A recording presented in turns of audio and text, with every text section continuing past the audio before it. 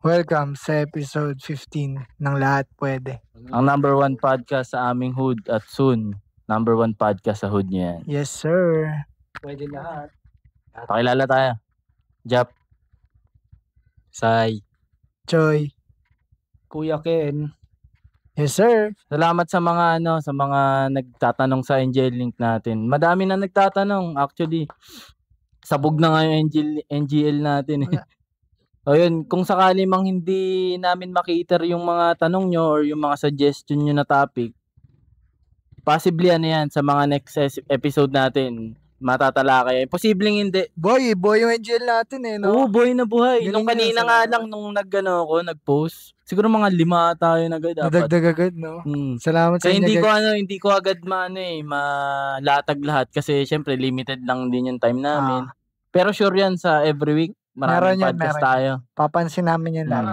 Parang katulad lang din ng mga episode nila Kuya Will. Sinut ngayon pero hindi pa yun mababawas. Pero sure yun. Abang-abang lang kayo. Subscribe kayo sa amin. Panoorin nyo yung mga videos namin. Maraming gems dyan. Guys, tuloy nyo lang din yung pagka-comment nyo para na rin yung mga creative juices namin. Yes, sir. Yun. Simula tayo. Umpisa na tayo. Sige. Basa, kuya. Salamat sa nagtanong nito. Shoutout sa'yo. Sino ka man? Kung kilala mo yung sarili mo, makinig ka. Been thinking of this and I hope masagot as a boy. How to cope with the different struggles in life like losing a loved ones and having a family na pera lang ang nabibigay. God damn. Kumbaga, walang pagmamahal. Thanks. Lungkot na. Nawalan na ba kayo ng Lungkot na. Paano bang to? Tingin mo, paano nawalan ng... Ayun nga, tsaka isa ko pang tanong, as a boy So, a perspective ba to ng bata?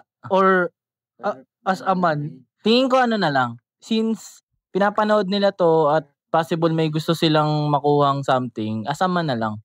Kasi kung boy lang, wala syempre, more on emotion to.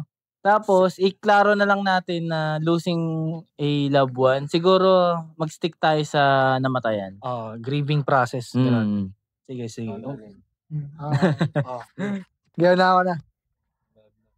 So, gusto mo ditong malaman paano ka magko-cope up sa ganung situation sa buhay? Yung mawalan ng loved ones. Di ko alam kung nawala lang ba sa'yo or literal na nawala na sa mundo. Gagawin na natin. Kung nawala man sa mundo yun, reality yun eh. Kailangan, tanggap mo na siya na nangyayari talaga. Yung aso mo nga, tanggap mo na mamamatay eh. Sobrang mahal mo din yun ah. Or kung sino mga alaga mo, sana, dapat yun din yung sa mo. Kung sa mga taong mahal mo sa buhay, na mawawala din sila. Kahit parents man yan, ganun. Kasi ganun naman talaga yung buhay, nakadesign na siyang ganun eh.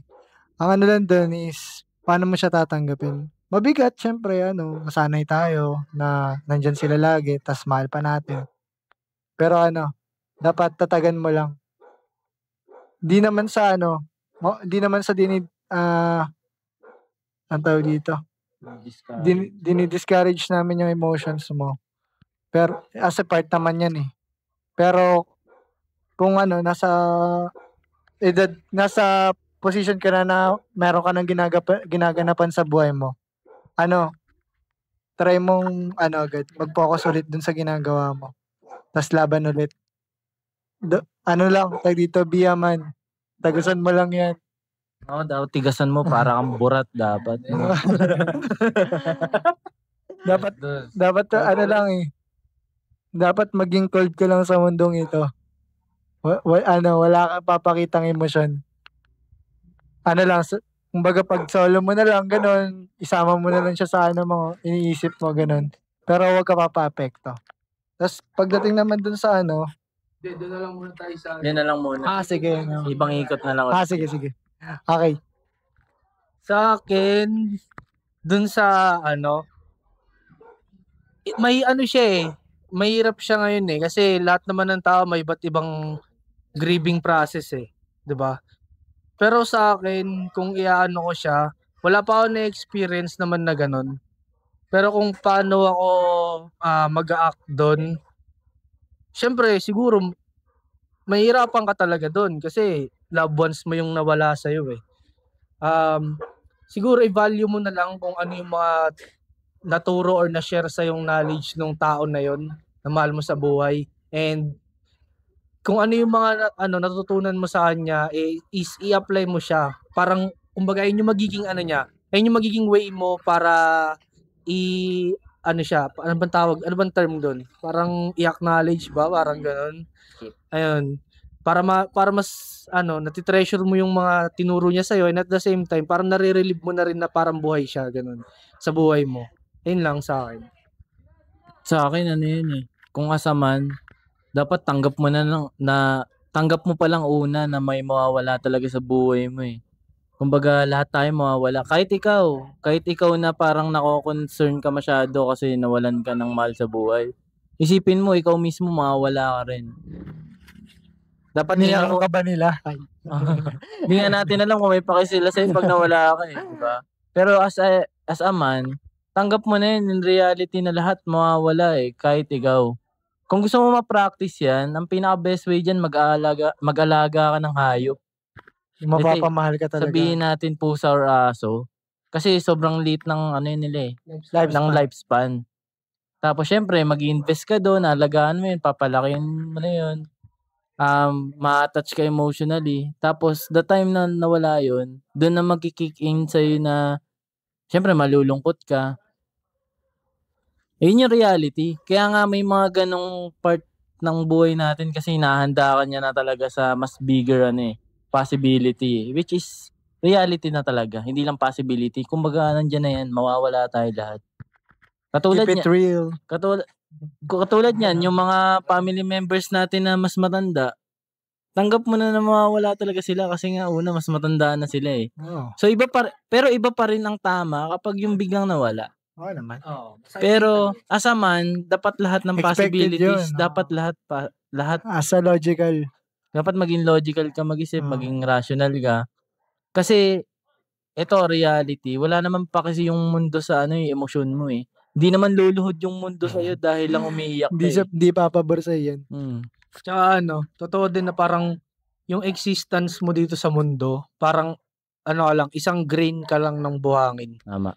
Totoo yun, guys. Hindi yun ebas lang. Hindi naman porket yan naisip mo na parang alikabok lang ako, hindi mo nagagalingan. Yun nga yung pinakamagandang sa atin eh. Motivation. Challenge sa atin eh, na binuhay ka dito, galingan mo. Dapat hindi ka susupot-supot. Kasi kung dun pa lang sabihin na natin may nawala sa'yo, tapos years mo yung dadalhin. Sinira mo na yung panahon mo. Ang dami ng panahon na nawala sa'yo eh. Sayang. Marami na sanang room for growth sana para sa'yo. So, wag ka sana panghinaan daw. Oo, part lang siya. Kung sabihin natin, first time mawalan ka ng family member. Iyak mo lang. Pero the second time na magkakaroon, kasi imposibleng walang kasunod eh. May kasunod at kasunod dyan. Diba? Minsan nga, magkakasunod talaga literal eh. Part siya ng part siya ng cycle ng buhay. Oo. Kumbaga, magkarugtong kasi yung life tsaka death eh. Diba? So, dapat talaga maging ready ka. Ayun na lang. Kasi hindi na siya kumbaga inevitable yun eh. Kaya mo na lang siya. Gumawa ka ng mga hakbang para mapaghandaan yung mga ganung bagay. Kasi, pero hindi ko naman sinasabi na once na, nagawa mo na ng paraan. Hindi naman porket pag nangyari na yun is lahat ng mga naisip mong preventive measures magagawa mo eh. Siyempre, iba pa rin yun pagka tumama na, kumbaga pag nangyari na, iba pa rin yung magiging situation nun, iba yung magiging effect nun sa'yo. Kaya, pero iba pa rin kung prepared ka. At least kahit papaano, meron kang baong 60% na na lakas para salubungin yung na yun sa buhay mo. Ayun. Tsaka wag kang magpapa-apekto sa mga sinasabi ng iba na wag mo na gawin yan, mamamatay lang din naman tayo eh. Ba yun? Pangit yun. Yun?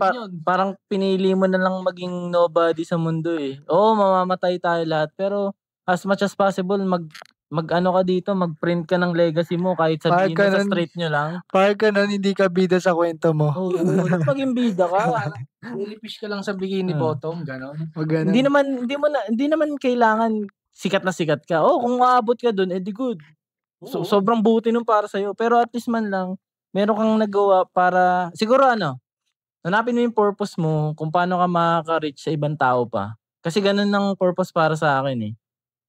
So, ibang topic naman yun. Pero yun, tatagan mo lang parang burat. Pero tigasan mo. Yung sa experience niya, kayo ba, paano nyo ba iti-take yung ganun, yung mawalan kayo ng loved one? Ako kasi ilang beses na ako nawalan ng mahal sa buhay. Nung pinakaunang-una, parang kapatid siya ng papa ko. So, syempre, bata pa ako. Hindi ko nga alam kung kung umiyak ako that time Hindi ko alam. Pero bata pa na. Bata pa ako. Siguro, pero nag-aaral na ako nun. Nag-aaral naman ako. Elementary. So, kumbaga fresh siya, uisip ko yung lahat. Tapos yung mga iba namin kamag-anak, yung tito kong malapit din sa amin, nawala rin. Pero pala kayo, ang napansin ko lang sa akin, hindi ako umiiyak. Wala talaga, parang na-instill na sa utak ko na nangyayari talaga tong mga bagay na to. Kaya ewan ko, mabilis sa akin mag-cope sa akin na mamamatay din naman ako, mamamatay din naman yan. Ayan. Maganda yun na maaga nyo yun. Hindi negative na na approach Totoo lang. Kumbaga, mamamatay din naman, sabihin natin, mamamatay din naman yung magulang ko. Ba't di ko galingan? Hanggat nandito sila. Maging proud sila. Kung ganun mo siya i-take, ang dami, talagang magbubukas yung opportunity sa'yo Pero kung sasabihin mo na mamamatay din naman tayo, hindi ko nagagalingan. Diba? Kung ganun lang din naman yung take mo, sana namatay ka na lang din ngayon, diba? Excuse lang yun excuse lang yun diba? Isipin mo, sabihin natin, ganun na yung ideology mo na mamamatay din tayo lahat. Magpapakatamad na ako. Ang ginagawa ni God, papahabahin pa yung buhay mo. Babaliwin ka niya sa project na wala kang ginagawa. Wala ka na ng ganun.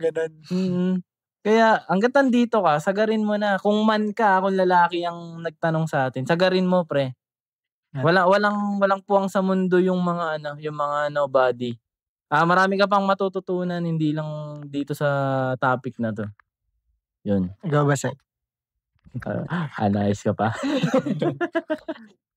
Di kasi, paano ba nagko-cope up kung sakaling nagtatanong siya sa man kung paano magko-cope up.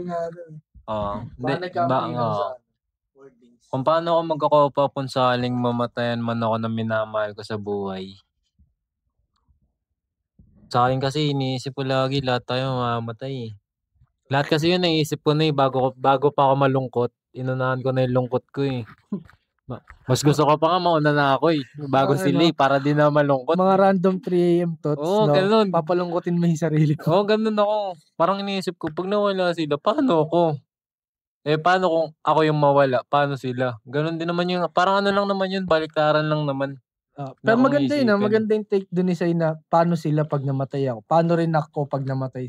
Maganda nga rin na parang dun ka magdinilay-nilay sa thought na yun. Hindi kasi, para siya neutral ground siya kung nandun ka pa rin, malulungkot ka, madadown ka. At the same time, nandun ka rin sa parang positive side niya. Hindi lang dun sa negative side na magbumukmuk na lang ako. Mga ganun. Kasi yun. iniisip ko kung mamamatayin man ako ng minamahal ko sa buhay. Para kasing ko na siya naranasan. Siyempre, lahat naman naranasan ko na rin naman mamatayan. So, paano mo ginawa mo nun? Kasi yun katulad lang din ng Kuya Jeff, elementary ako nun Parang mas nangingibabaw lang yung emosyon ko nun sa bata Parang wala lang. Parang wala lang Pero ngayong parang may isip-isip na ako. Yung katulad nung may kaibigan akong namatay. Yun, kahit nasabihin natin kaibigan ko lang yun. Siyempre, iba pa rin pag kaibigan mo tapos dikit-dikit mo naman Parang sa amin magtotropa, lahat sila umiiyak. Tapos ako nakatingin lang ako sa kanya. Tapos tumatawa. Hindi ako tumatawa, gago. Hindi ako lang ako, parang nakatingin lang ako kung nasan siya, kung nasan yung kabaho niya. Tapos iniisip ko lang kung ano bang meron kami nung nabubuhay pa. Nagre-reminisce lang ako. Masaya, sabi ko, masaya naman kami. Sabi ko, ganito naman ginagawa namin nung nabubuhay pa siya. Sabi ko, darating din naman ako diyan, eh. Ba't ba ako kailangan malungkot? Ba't ko ba kailangan Mismo. iyakan 'yan? Siguro siyempre lahat naman tayo may emosyon kaya umiyak tayo. Pero kung ako kasi nun sobrang deep ko na mag-isip, to the point na gano'n na yung naiisip ko parang, "Ay namatay siya, ako din sa susunod ganyan na rin naman ako, eh." Siyempre may iwan, malulungkot din sila. Pero sa'kin talaga pagdating sa ganyan na 'pag ano na, 'pag parang ano ba yun? Kahit saan ka na lang ilibing, no? Oo, gusto ko nga yung ano, eh, pinapanod sa ilog ta's papanain. Malalapit. Hindi wala ano talaga parang sa'kin gano'n kasi yung take ko 'pag ano na, pagdating na sa ganyang point ng buhay kapag ewan ko, eh. Wala, no? Hindi Walang ko something, hindi ko no? masabi kasi hindi pa ako namamatayan totally ng mahal na Yung mahal dikit ko, na dikit oo. talaga, no? Hindi ko alam kung ano ba Di mo pa sila natuturing na dikit sa'yo, no? no, hindi pa iba pa naman yung relasyon sa magulang, iba yung Oo. relasyon sa Kaya ano, hindi pa ganun sa di jowa, mo pa sa nate-test din. oo, kaya hindi pa. Pero siyempre Prepared ka na, no? oo, prepared na. Alam mo naman kasi kung ano yung ano nun, kalalabasan ng Hindi mo talaga mangyayari. maiwasan dun maging emosyonal. Oo, Kasi normal siya. ano yun, eh, kumbaga common grieving process talaga ang maging emotional, eh. Tsaka ano, 'di ba kunwari ngayon siya namatay, first year niya masakit pa yun kasi siyempre anniversary yun, eh, death anniversary. Siyempre fresh pa siya.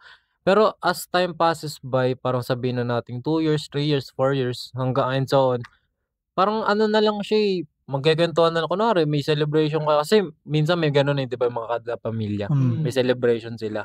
Mga 40 days, Tapos mga ganun. hindi iba na yun 'pag nilibing na yun 40 Oo nga. days. I mean ang mini-mean ko kapag Years na talaga. years na, Okay. naka-encounter Death kasi anniversary. naka-encounter kasi ako ng death anniversary na wala lang parang normal na lang sila. Kunwari ayun yung tropa ko Wala nang grieving, no? o wala ng grieving parang ang inaano na lang, masaya na sila nung nabubuhay pa si gan'to, ganyan. Inaalala na O lang pag kung buhay pa si gan'to, gan'to gagawin niya. Ta's ano kung nasaan na kaya siya ngayon? Parang ano na lang, parang nagiging hindi naman sa biro na ano, yung dark, parang tanginang yun nauna kasi parang gano'n, parang okey lang Gets, gets, nagiging gets. okey na siya kasi ano na yun, eh, step din yun para sa acceptance. Ang acceptance kasi hindi naman siya agad ang nangyayari. Oo. Nagagawa Process. nagagawa siya once na unti-unti mo nang natatanggap na wala na talaga yung ano sa'yo, yung tao. Ang ano lang sa'kin dito, kung ano gusto mong magdamdam, gusto mong i-feel talaga yung nararamdaman mo nung nawala yung loved ones mo, okey lang yun. Kung maiiyak ka man, gano'n, kung ma-bad trip ka man, okey lang. Ang inaano lang namin dito is, 'wag mong hayaan na maapektuhan ka nito ng todo na tipong di mo na nagagawa yung mga dapat mong gawin. Kasi nawawala ka na sa focus mo, gano'n. Dapat ano ka pa rin, kumbaga maglaan ka lang ng oras para dun, pero hindi buong araw mo. Maging ano ka pa rin, balik ka pa rin sa normal na ginagawa mo. Normal lang mag-grieve kasi part yan ng life natin, eh. Pero 'wag mong hayaan na yun yung makakasira na sa'yo. Sayang naman yung ano, pag-stay mo dito ta's sisirain mo lang ng sarili mo ng ano, dahil lang dun. Yan. At tsaka add ko lang din na ano, yun, yung ano, yung grieving stage lang siya, hindi ka dun dapat mag-stay. Kasi regardless kung anong mangyari, life goes on. Kung hahayaan mo na lang yung sarili mo na maiwan ka dun sa grieving stage, isipin mo, ikatutuwa ba yun nung taong namatay? Ikatutuwa niya ba na naging ganun na lang yung nangyari sa'yo? Siyempre 'di ba, isipin mo kung ikaw yung namatay tapos yung tao na yun wala na rin siyang ginawa, ikatutuwa mo ba, 'di ba? So dapat gumawa ka na lang imbis na ang yung lungkot and na kung ano mang emotions na nararamdaman mo that time, gamitin mo siyang stepping stone para mag-make ka ng something para maging ano ka,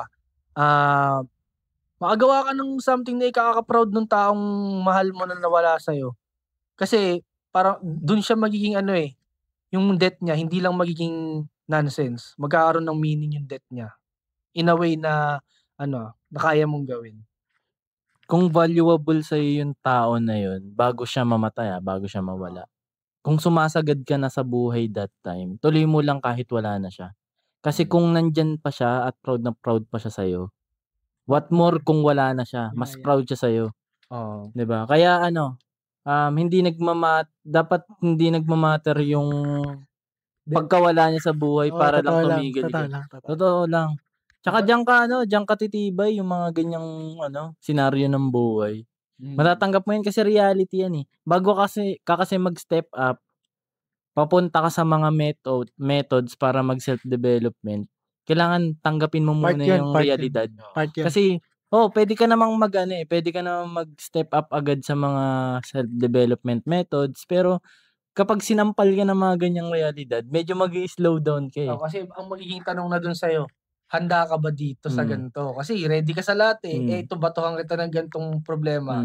Ayun yung parang aalugin yung ito. Okay ka, di ba? Ganito yung setup mo. May ganitong pangyayari. Anong gagawin mo ngayon? Laging may sampal yung universe sa'yo kapag parang bumibira ka sa buhay. Kaya, mas okay. Ewan ko, mas okay sa akin na bago ka mag-jump into something talaga, alamin mo yung realities nung gagawin mo. Para hindi ka mabibigla along the way na, shit, tangina may ganito pala. Pwede naman din, mag-jump in ka kagad. Kaso, hard lessons yun. Bigla kang sasampal-sampalin. Pero basic fuck yun eh, di ba? Mamamatay tayo lahat. Oo. Di ba? Kaya sagarin mo. In a good way Alam mo na yan. Kumbaga na lang talaga, isa yun sa hard lessons ng mga lalaki ngayon. Tanggapin yung katotohanan na mawawala tayo lahat. Kahit mahal pa natin yan sa buhay, di natin yan makakontrol. No, wala naman tayong control sa death eh. Kung yun yung kung gusto mong marinig na sa ibang tao na ano ba dapat ma-feel ko ngayon kasi nawalan ako ng ganito sa buhay ko eh. Ano ba dapat? Ganun. Ayun lang yung sa amin na ano ka pa rin, straight pa rin yung tingin mo, wag ka mawala sa focus. Normal lang na ma-feel yan. Di yan yung di dyan nahihinto yung mundo mo. Ano ka pa rin, tuloy ka pa rin. Mas malawak pa yung magagampanan mo. Di naman porket na wala na siya. O sino man dun, The word na yun. Ano lang yan, dagdag na lang yan, challenge lang yan sa'yo. Life lesson lang yan. Gawin mo silang motivation. Yun nga, para sa next question natin is yung having a family na pera lang ang nabibigay. Kumbaga walang pagmamahal. Thanks. Aray. Bigat Ito, nung nabasa ko to, medyo nag-function pa talaga sa isip ko na, paano pera lang? Kasi naalala ko, hindi pala kasi ako galing sa may perang pamilya. Kaya naisip ko dito, baka may kaya tong mga to. Meron. Tsaka may mga talaga may mga setup ng pamilya na ganun eh, na ang tingin nila sa'yo na,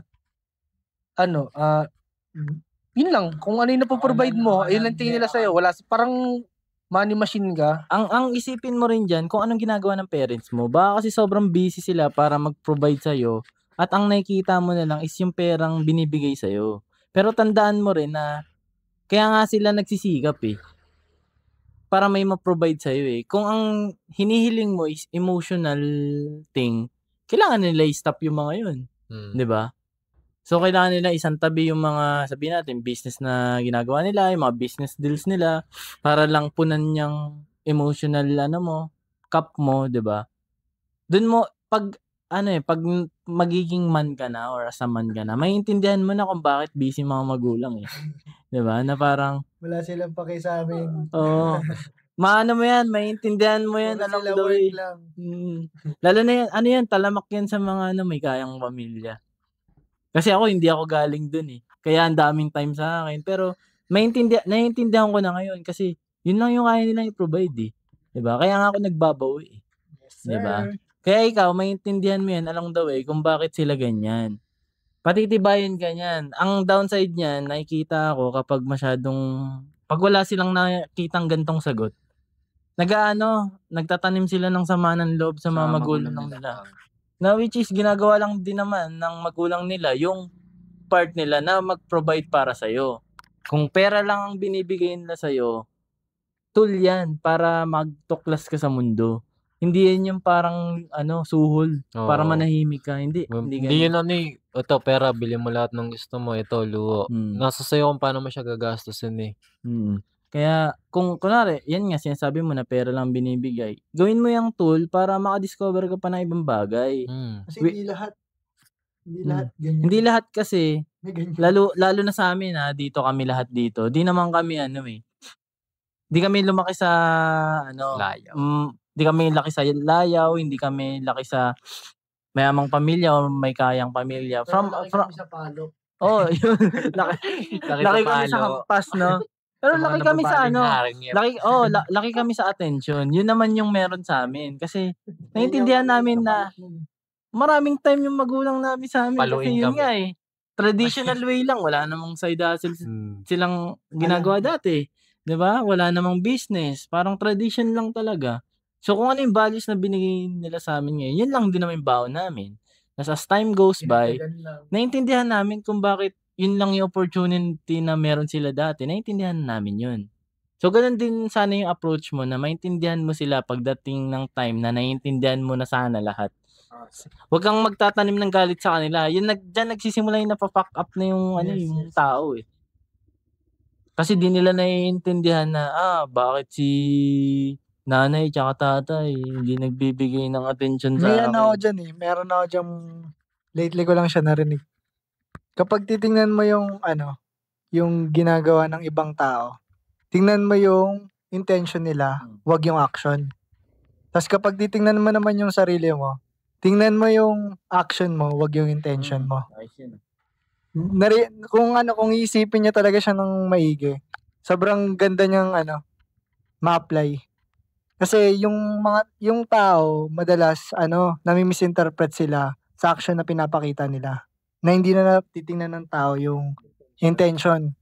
Baka ganun din yung parents mo, masyado mo syempre tayo sa pamilya natin, gusto natin love, ganun eh, 'di ba? Yung pera, material lang yan. Pero di natin napapansin ba't ba nila ginagawa nila yon? Para saan ba yon? Para lang naman nila mabigay yung yung magandang buhay na gusto nila para sa'yo eh, di ba? Tingnan mo yung intention nila. Kasi baka nababaliwala mo na. Tsaka aralin mo yung sitwasyon mo, yan yung pinaka-advantageous sa lahat. Kasi yan yung wala sa karamihan. Kaya sana ma-enlighten yan.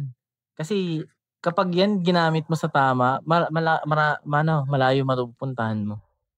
Ayun, yung sa akin naman, di ko naman dinedisregard kung ano yung yung nararamdaman mo ngayon sa way kung paano ka tinatrato ng family mo. Pero siguro para mas maintindihan mo yung nangyayari, ilagay mo yung position mo sa position ng magulang mo. Kung ano bang ginagawa nila, kung ano bang reason ng ginagawa nila, and tignan mo rin yung reason kung bakit hindi ka na nila nabibigyan ng gusto mong pagmamahal or attention. Kasi sa totoo lang guys hindi madali maging magulang. Kasi sobrang daming types ng situation na pwedeng pasukin ng isang magulang. Tapos first time pa nila sa'yo, no? Yun isa pa. Bigyan mo rin naman ng konting yung mga magulang mo kasi syempre let's say na unang anak ka. Syempre hindi sila equipped doon, di pa sila doon nanday. First time pa lang nilang may experience, may encounter yung mga ganung bagay. So isipin mo, tsaka for sure di naman lahat ng hirap na dinadanas nila everyday sa family nyo is nakikita or sinasabi nila sa inyo eh. Yung mga malalaking problema, syempre di na nila yun para sabihin sa mga anak nila. So, ayun na lang, isipin mo kung ba may mga gantong problema, so hindi ka nila mas pinipili nilang mag-work or gumawa ng something para mas ma-provide yung pangangailangan nyo. And syempre, ang kapalit nun, less yung time sa inyo, hindi na kayo masyadong nakaka-bonding. Ayun, isipin nyo na lang, kung ibibigay ng magulang nyo sa inyo yung 100% ng time nila, mabigay lahat ng love na gusto nyo, hindi naman na sila nakapag-work. Wala na silang ginawa para mabuhay kayo. Di ang mangyari? Wala. Pare-pareho kayong Tapos magre-reklamo na naman siya. Tapos magre-reklamo kayo na, hindi kayo nagtatrabaho, wala na tayong makain. Gusto mo ng pagmamahal, diba? So, ilalagay mo rin yung sarili mo sa situation nila para mas magets mo sila. Hindi ko ina-antagonize yung nararamdaman mo. Kung yung ganun yung nararamdaman mo this time, valid yun. Pero syempre, may mga reasons kung bakit ganun yung nangyayari, diba? Pag ganyan yung mga situation mo sa life, maganda talaga laging tingnan mo yung brighter side or mag-isip ka ng logical na bagay. Bakit ganito yung situation ko? No? Ba't nasa ganito ako? Ba't ganito yung ginagawa nila? Lagi mo bago mo tingnan yung nagiging epekto sa'yo, tingnan mo muna yung bakit nila yung ginagawa. Yun talaga sobrang nun eh. Kumbaga gusto mong tumagal tsaka maintindihan yung mundo, ganun mo siya dapat tingnan. Na hindi to laging tungkol sa'yo, na kinakawawa ka ng mundo. Try mo, baka mamaya ginagawa naman talaga nila yun sa'yo para sa ikabubuti mo. Kahit yung mga life lessons naman, pinapahirapan ka niyan Hindi ka naman nagalit Tinanggap mo lang, nakatagos ka nga eh. Ano pa yung parents mo na tao lang na ganun yung ginagawa? Wag mong tingnan na problem yung ganong setup. Siguro nako-compare mo yung sarili mo sa mga nasa paligid mo na nakaka-experience na ganito silang family na kumbaga siguro na-feel niya yung family type na tradition sa ibang sa mga kaibigan niya ganun. Kaya bakit sa pamilya ko hindi ganito? Parang naging negative na ngayon na dating okay naman. Siguro lang dito, appreciate mo lang yung mga ganung bagay. Kung di man nila yung napro-provide, edi try mo i-open up sa kanila na ganun. Sabihin mo. Willing naman yun, mga matatanda na yan. Alam na nila yung, ay ganito na, kulang na ba kami anak, gano'n. Baka naman, kulang lang sa communication. Kung gusto mo talaga ng ganun. Pero wag kang mag-isip ng negative sa mga ganung bagay. Yeah. Tsaka laging third person yung point of view mo pag sa mga ganyang bagay. Huwag mo lang isipin na ay hindi na ako mahal ng magulang ko. Mga ganun. Lagi mo lang siyang consider mo rin yung feelings ng mga magulang mo or kung anong ginagawa nila. And at the same time, feel ko nagmula lang din yung mo dyan dahil na-compare mo yung family situation mo sa ibang family situation. Kaya mo nasabi na parang pagmamahal, ay pera lang yung binibigay sa inyo, walang kasi sa totoo, hindi naman pare-pareho lahat ng family situation eh. Kung sa ibang tao, kung nakita mo sa friend mo na sobrang family oriented nila, sobrang close nila as a family, di good for them. Kung i-wish mo rin yun na maging ganun yung family mo, edi hindi yun mag-work kasi magkaiba kayo ng work ng family setup di ba? Kaya wag kang lagi mo siyang i-base sa kung anong situation nyo. Wag mo siyang titignan sa iba.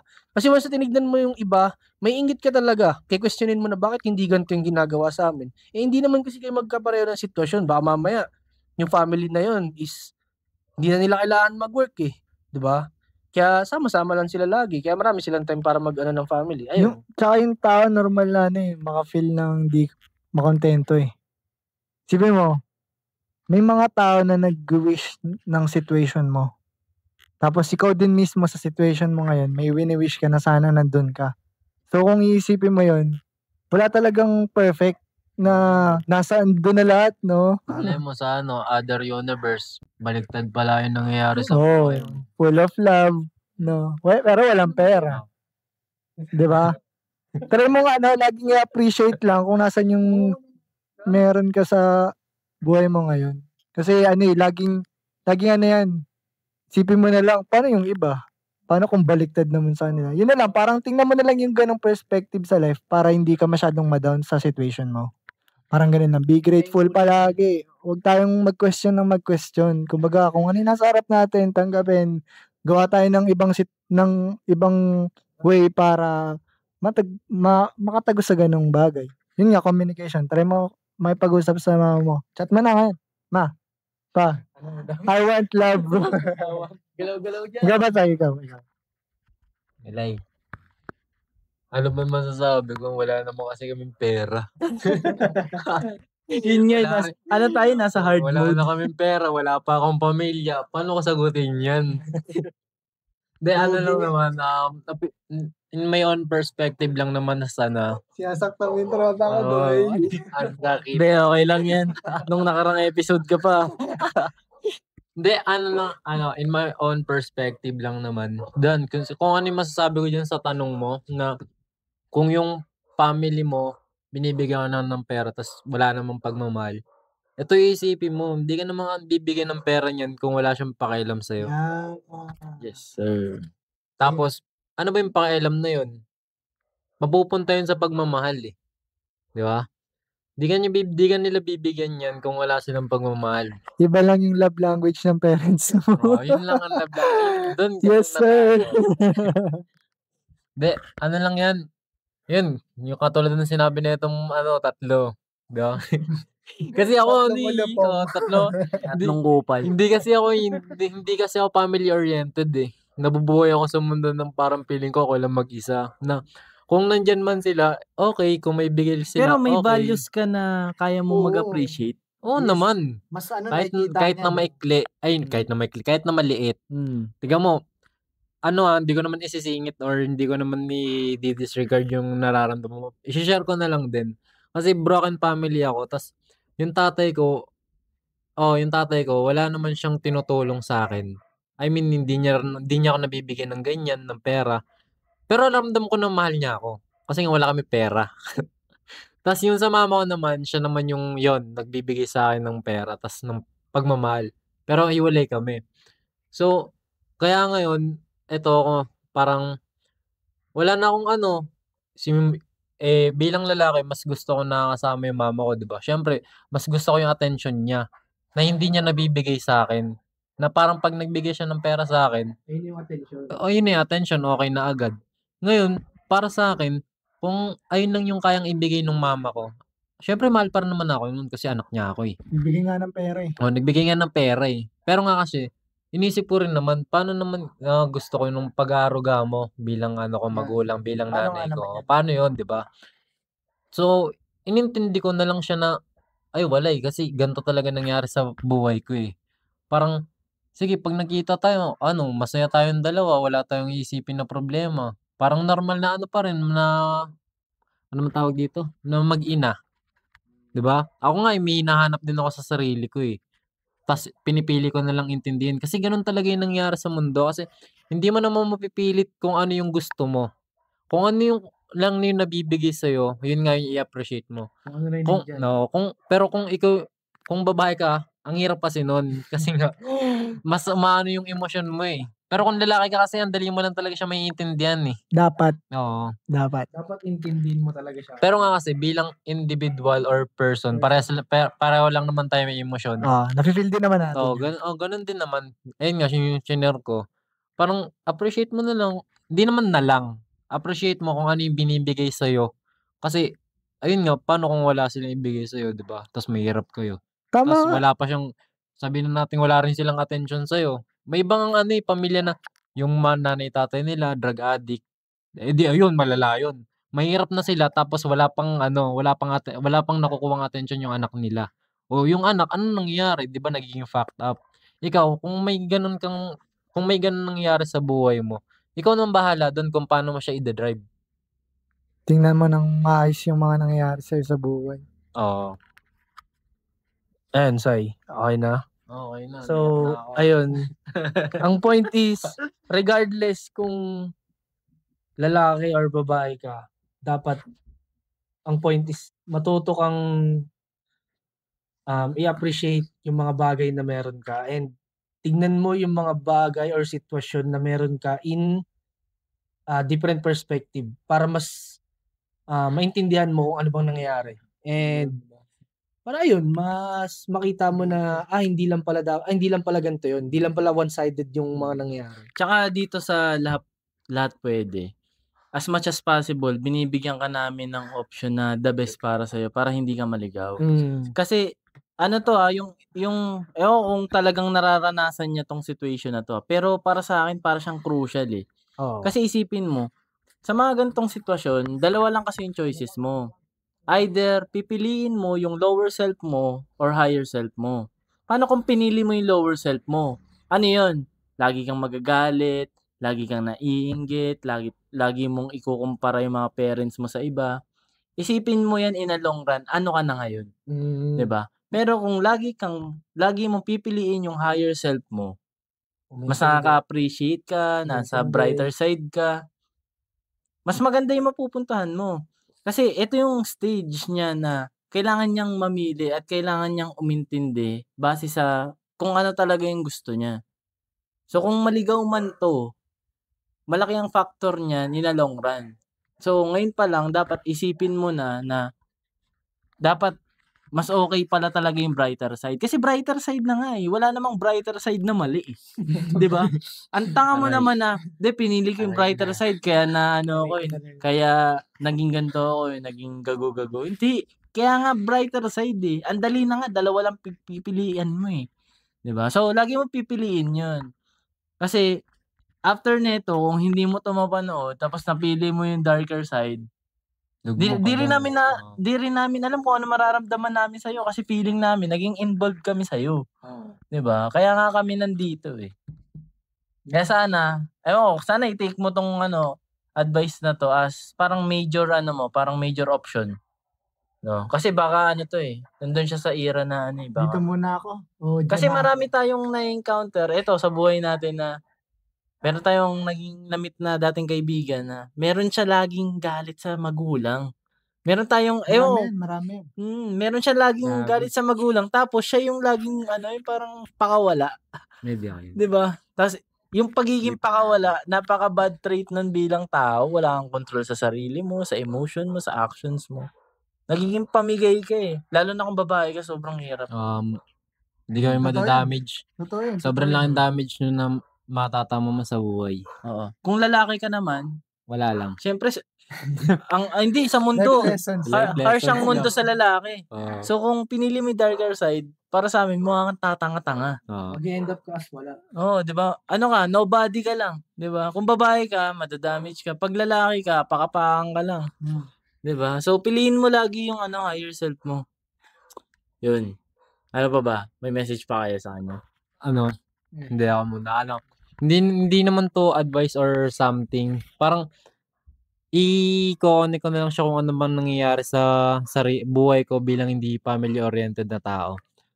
Kung ako kasi, family-oriented ba yun kung naiinggit ka sa pamilya ng iba na hinahanap mo sa pamilya mo? Hindi, di ba? Hindi. Inggit Wala lang ka, yun eh. wala ka nga. Wala nga ako nun eh. Hindi ka oriented. Oo nga, yun nga. Pero kasi nga hindi ko siya, naranasan ko naman siguro sa buhay ko nung bata pa ako. Pero ngayon na nakiisip na ako, parang mas okay na siguro na nakukuha mo sa ibang pamilya yung gusto mo. Sabihin na natin hindi mo siya kadugo. Kunwari may close friend ka, yung best friend or yung super best friend mo. Syempre hindi naman pwedeng hindi mo close yung pamilya niya or kung sino ka mag-anak niya, 'di ba? Ako kasi ganun ako. Kasi hindi ko nga parang nung tumanda na ako, hindi ko na siya naranasan. Ngayon, hinahanap ko sabihin na nating inggit, pero yung inggit na yun hindi siya negative. Kasi para sa akin din naman yun. Kung may inggit man ako dahil ganyan ka, edi makikisali na lang ako. Kasi ganun din naman, ayun din naman yung pakay ko, yun yung intention ko, ayun yung gusto ko eh. Ganun maging lalaki. Oo. Wala kasi pamilya talaga eh. Bawal negativity ang inggit na word. Oo, tas ayun, sa sinabi ni Kuya Jeff na kung magiging pakawala ka kasi ganyan yung nangyayari sa buhay mo. Bilang babae, sobrang laking damage. Pero kapag lalaki naman, tas naging pakawala, magiging tanga-tanga. Ngayon, ako na naman, ang naging tingin kasi sa akin ng tao, tanga-tanga din ako. Kasi parang lagi lang ako nasa lubuyan kasi nga wala akong matuturing na pamilya. Pero hindi. may diploma. Tapos wala silang alam sa nangyayari sa buhay ko kasi nga akala nila patanga-tanga lang ako, parang pariwara lang sa buhay. Betwit ka? Kahit na ganun na yung nangyayari sa buhay ko, dapat alam mo pa rin kung saan ka patungo. Yes, sir. Hindi ka nagpapa-apekto sa kung ano nangyayari sa buhay mo. Di porket ang gulo ng buhay sa'yo, guguluhin mo na rin yung buhay mo. Kaya tandaan nyo guys, love yourself. Yun. Sobrang solid ng tanong mo. Sana meron kaming nasabi na kapupulutan mo or kung wala man, intindi mo yung mga sinabi namin na magkaroon sana siya ng kahit counting impact sa'yo. Yes, sir. Yan lang. Follow nyo yung mga side hustles namin na high tables. Andyan yan sa link. Tsaka Gem Prince. Yan guys. Susunod na episode, abangan nyo yan. Paalala lang natin sa kanila, every weekend kami nagda-drop ng mga gantong episode. Guys. I-on nyo na lang yung notification bell yun, para di nyo na kami abangan. Automatic na yun. Automatic na yun. And yung NGL namin, active yun. Lang kayo doon. Drop nyo lang kung anong gusto nyong pag-usapan, i-topic, or tanungin nyo kami, anong suggestion namin pagdating sa ganito ganyan. Free kami dyan. Yun. Okay, may basta, yun. Mag-comment kayo dyan.